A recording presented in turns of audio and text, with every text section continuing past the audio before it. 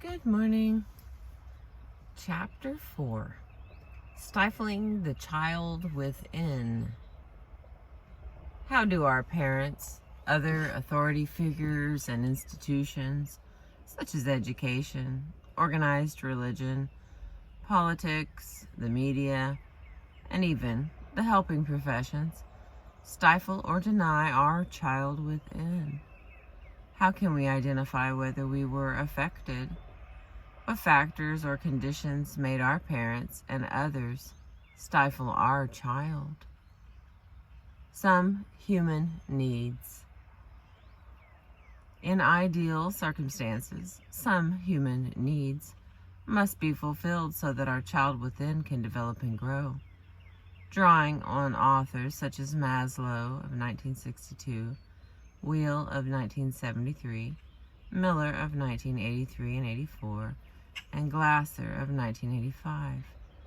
I compiled a hierarchical list of 20 factors or conditions that I call human needs. There's a table listed here for that. Nearly all are associated with our relationship with ourselves and with people around us. To reach our full potential, we apparently require most of these needs. Growing up in an environment without these needs, we grow up automatically without realizing that our needs have not been met and are not being met. We often feel confused and chronically unhappy. Survival, safety, and security. A newborn requires so much attention that someone must be available and able to provide enough needs for its simple survival. In the barest minimum, this includes its safety and security. Touching. Hang on, I'm going to go back. Here's the table that's listed. I'm going to read you the table. A hierarchy of human needs compiled in part from Maslow, Miller, Wheel, and Glasser. Number 1 is survival. Number 2 is safety. Number 3 is touching and skin contact. Number 4 is attention. Number 5 is mirroring and echoing. Number 6 is guidance. 7, listening. 8, being real. 9, participating. 10, acceptance, which includes others are aware of, take seriously, and admire the real you.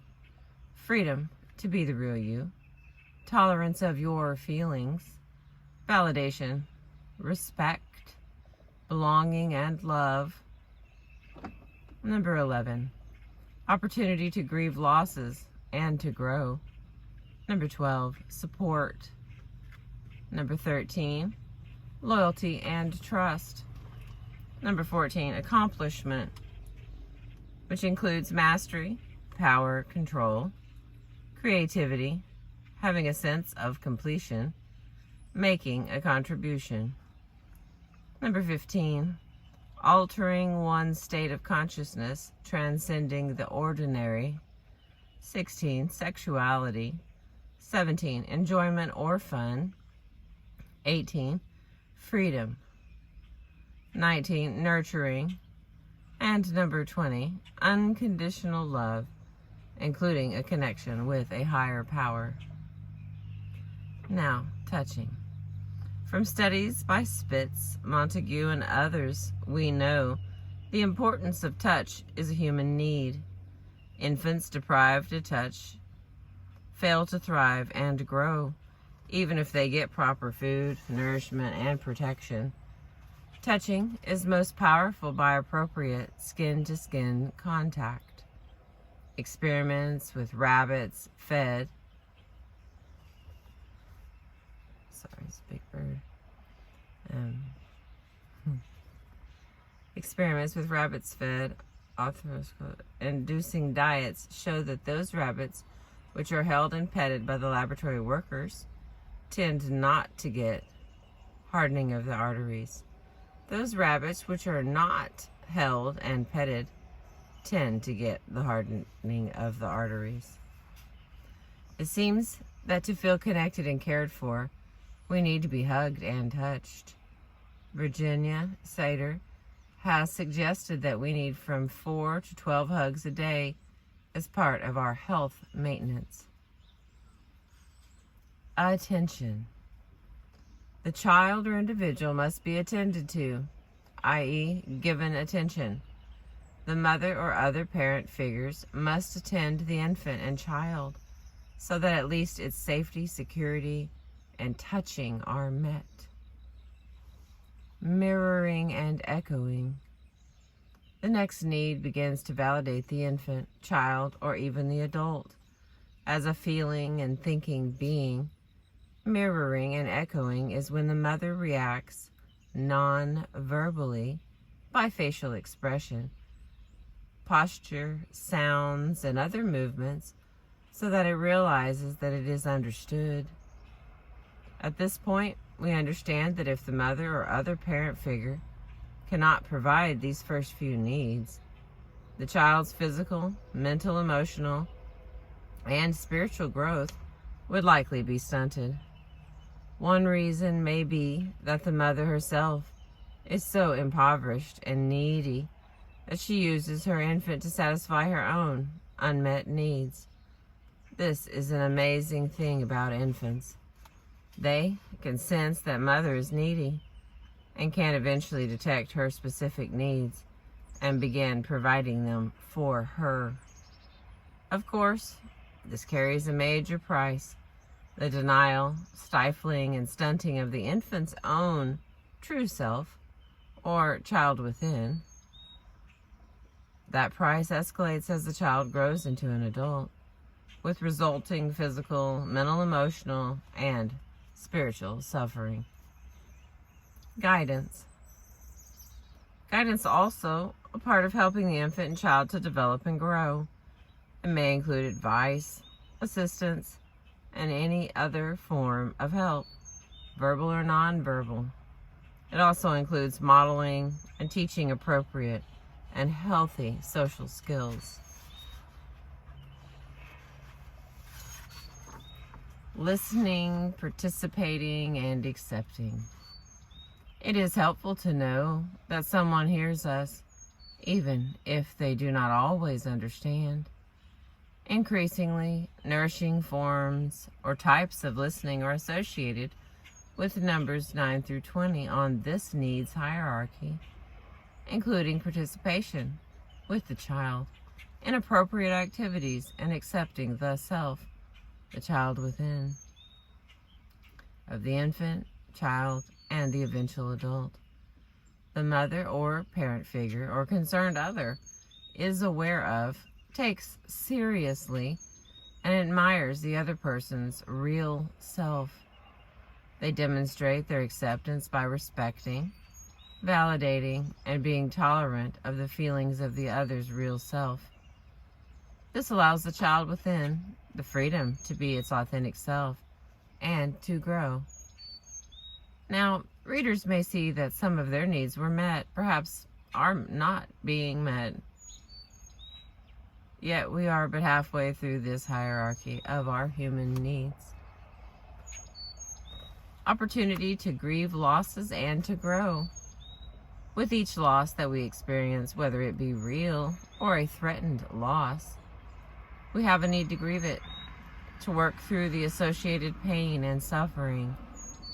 To do so takes time, and when we grieve our losses to completion, we grow.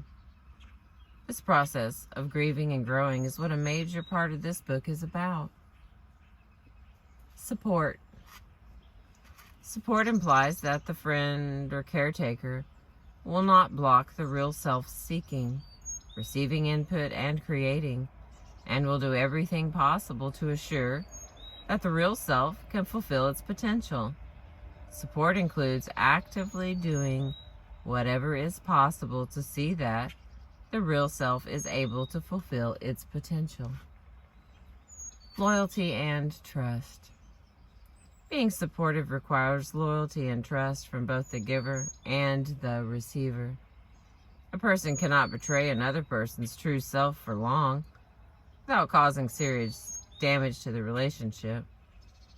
In order to grow, the child within should feel trusted and be able to trust others. Accomplishment. On a basic level, achieving or accomplishing implies empowerment, power, control, or the potential to master, i.e., belief that the person can accomplish a task. On a higher level, this means not only completing the task, but also being aware that the task is complete. Perhaps the highest level of accomplishment is the feeling that one made a contribution, which offers meaning to the task. Some people who grow up in troubled or dysfunctional families find it difficult to complete a task or a project, or to make decisions. This is because they did not practice doing so with the guidance and support of an important other. By contrast, others from dysfunctional families may be high achievers in some areas, such as education or work, but are repeatedly unable to achieve in other areas, such as intimate relationships. Altered consciousness, enjoyment, and fun. Classifying the alteration of one's state of consciousness as a human need is somewhat controversial. This is because of the folklore that altered consciousness implies using alcohol or other mood-changing drugs, from Wheel in 1973. Actually, we seem to have an innate, even a biological need to periodically alter our consciousness state, whether it be by daydreaming, laughing, playing, sports, concentrating on a project, or sleeping. Closely related to this is another need, and also an altered state: enjoyment or having fun. Many children from troubled families have difficulty relaxing and having fun. Ability to be spontaneous and to play is a need and a characteristic of our child within. Sexuality. Sexuality is often not mentioned as a human need, rather than sexual intercourse alone. By sexuality, I mean a range of potentials, from feeling good about being a man or a woman, to enjoying various aspects of being sexual, to discovering the man animus inside the psyche of the woman, or the woman anima inside the man. Many of us who grew up in troubled homes may have difficulty with our sexual identity, functioning, or enjoyment. Some of us may have been sexually abused, whether overtly or covertly. Freedom. Having the freedom to risk, explore, and do what is spontaneous and necessary is another human need. Along with this freedom comes responsibility. For example, spontaneity tends to be healthy, whereas impulsivity may work against our best interests. Nurturing. The next to the last highest order of human need is nurturing. To provide any or all of the above needs to someone is appropriate in each situation. However, the nurturing person must be able to nurture, and the person in need must be able to let go, to surrender, in order to be nurtured. In my observations of patients, their families, and of other people, this reciprocity is unusual in human interaction. Unconditional love. The final need is unconditional love. This is a difficult concept for many to understand. It will be discussed further in chapter 15. The unfulfilled parent, the final one. Rarely does anyone find a mother, other parent figure, or close friend who is even capable of providing or of helping us to meet all our needs. much less one who delivers them. There is usually no such person available. In fact, getting pregnant and carrying a child to term is sometimes primarily for the mother's needs. Thus, in our recovery, we grieve over not having had all our needs met as infants, children, and even as adults. Grieving over the opposite, i.e., getting things that we didn't want or need, such as child mistreatment or abuse, is also helpful. This grieving process will be described in chapters 11 and 12. Many mothers or other parent figures are mentally and emotionally impoverished. A likely reason is that their needs were not met as infants, children, or as adults.